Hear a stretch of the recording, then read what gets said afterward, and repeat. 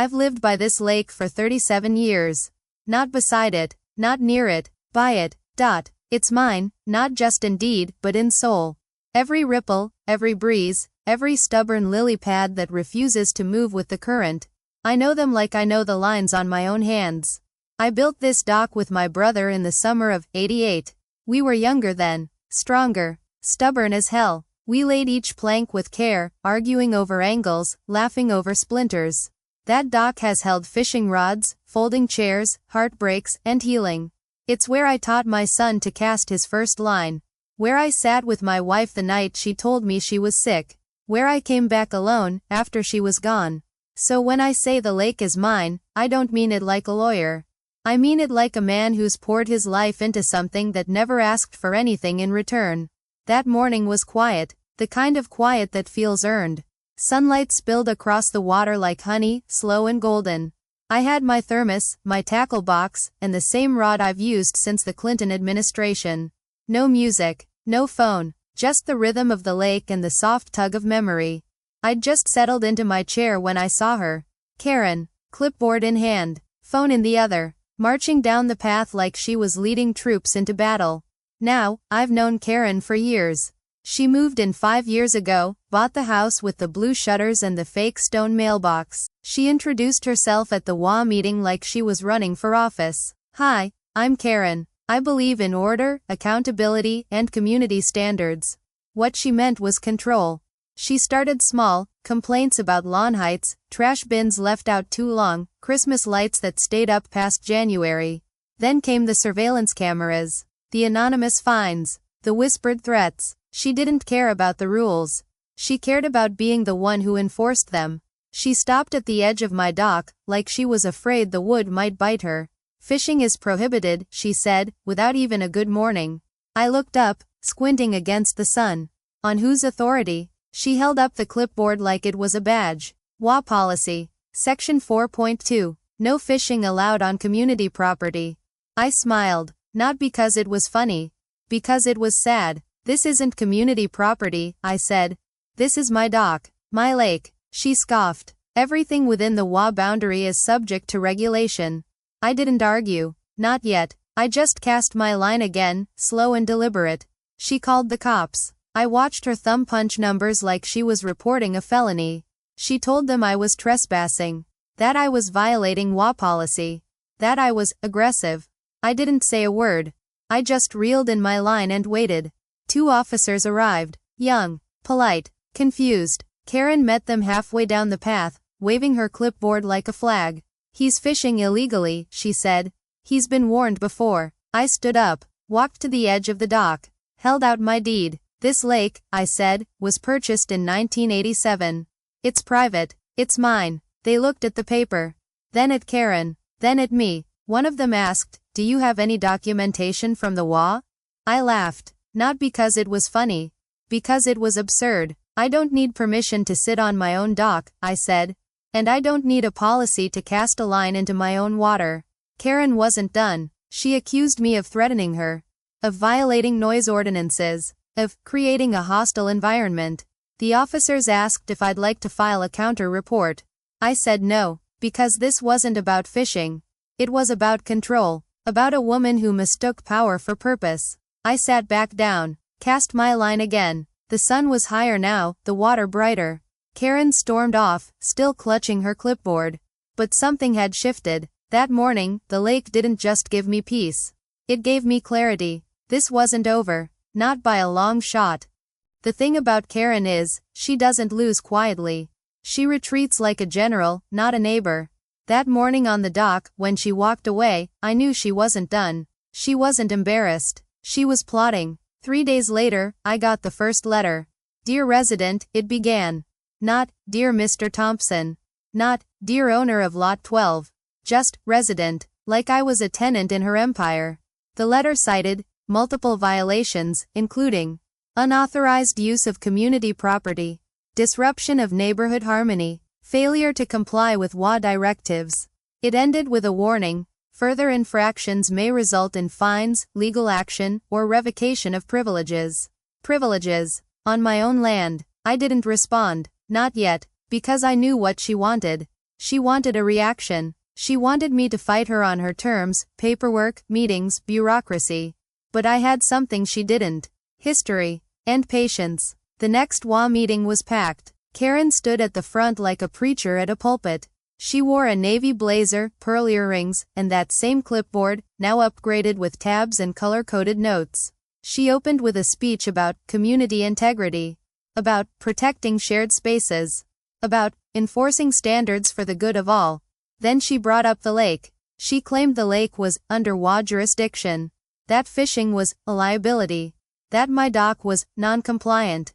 I raised my hand. She ignored it, so I stood up. I own that lake, I said. I have the deed. I have the survey. I have 37 years of history. She smiled, not kindly, the kind of smile you see in courtrooms and poker games. We'll be reviewing all property claims, she said. In the meantime, all activity is suspended. Suspended, like I was a student in her classroom. Neighbors whispered. Some looked away. Some nodded. Fear does strange things to people. It makes them forget what's right. It makes them follow the loudest voice.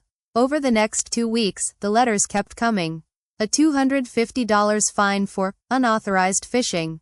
A $500 fine for refusing to comply. A $1,000 fine for hostile behavior. I didn't pay a cent. Instead, I made copies, filed them, and called my lawyer. His name was David. We'd gone to high school together.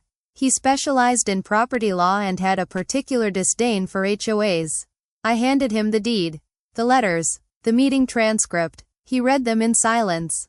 Then he looked up and said, "She's overreaching. And she's about to learn what that costs."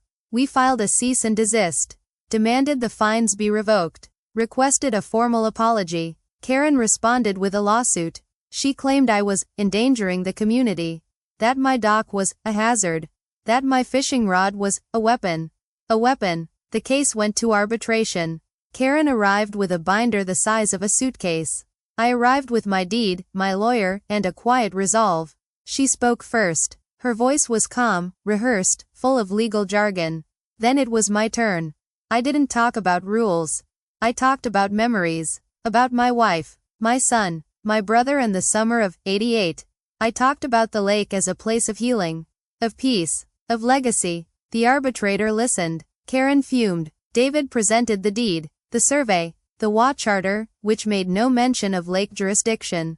Karen tried to interrupt. The arbitrator silenced her. Then he ruled. The lake was mine. The dock was mine. The fines were illegal. The harassment was documented. Karen was ordered to pay damages. The HOA was put under review.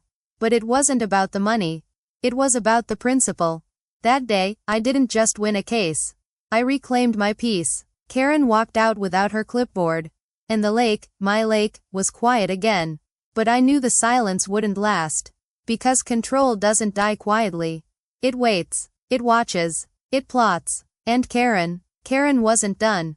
The courtroom wasn't grand. No marble columns. No echoing chambers. Just beige walls, fluorescent lights, and a judge who looked like he'd rather be anywhere else. But for me, it was sacred. Because it was the one place Karen couldn't control. No clipboards. No anonymous fines. Just facts. I sat beside David, my lawyer. He wore a gray suit and a quiet smile. Karen sat across the aisle, flanked by 2 HOA board members and a man who looked like he'd been hired off Craigslist to play legal counsel. She didn't look at me. Not once. The judge called the case, Thompson versus Willow Creek HOA. I was suing for harassment, defamation, illegal fines, emotional distress, and punitive damages for abuse of authority. Karen was countersuing for trespassing, threatening behavior, and disruption of community standards. David opened with the deed. A clean, notarized document from 1987. It showed the lake, every inch of it, was private property. Mine. Then came the survey. Then the HOA charter. Then the letters. Each one more absurd than the last. The judge raised an eyebrow at the $1,000 fine for hostile fishing posture. Karen took the stand. She spoke like she was giving a TED Talk. She used phrases like neighborhood cohesion and civic responsibility. She painted herself as a guardian of peace. Then she said I'd threatened her. That I'd brandished a fishing rod in a menacing way. That I'd refused to comply with lawful directives. That I'd created a culture of fear. I didn't interrupt. I let her speak, because every word she said was a thread. And David was ready to pull. David asked one question.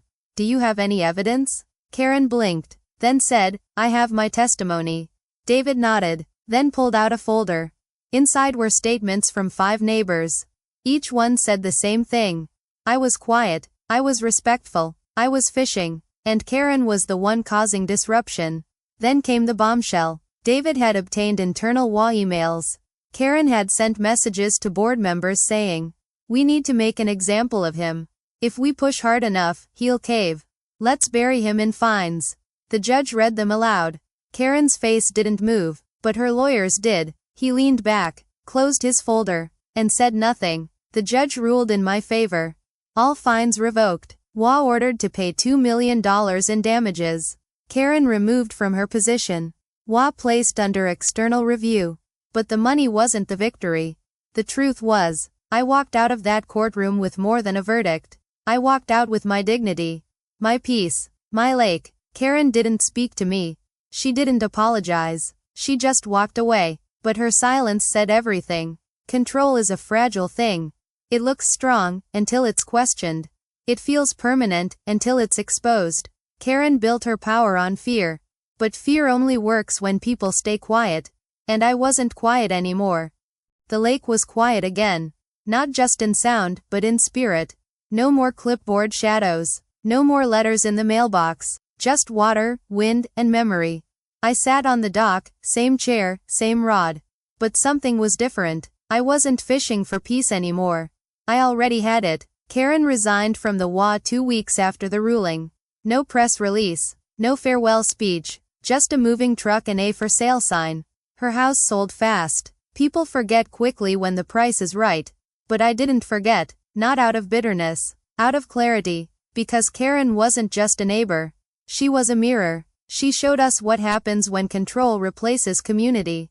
When rules become weapons. When power forgets its purpose. The neighborhood changed after she left. The HOA rewrote its charter. Fines required board approval. Surveillance cameras came down. And people started talking again. Not just waving from driveways.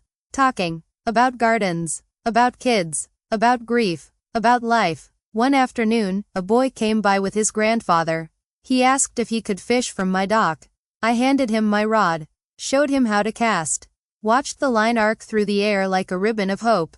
His grandfather smiled. Said, thank you. I nodded. Because I knew what he meant. The lake had always been mine. But now, it belonged to the neighborhood again. Not in deed. In spirit. Because peace isn't something you own. It's something you share. Karen thought control was power. But power without empathy is just noise. She called the cops over a fishing rod.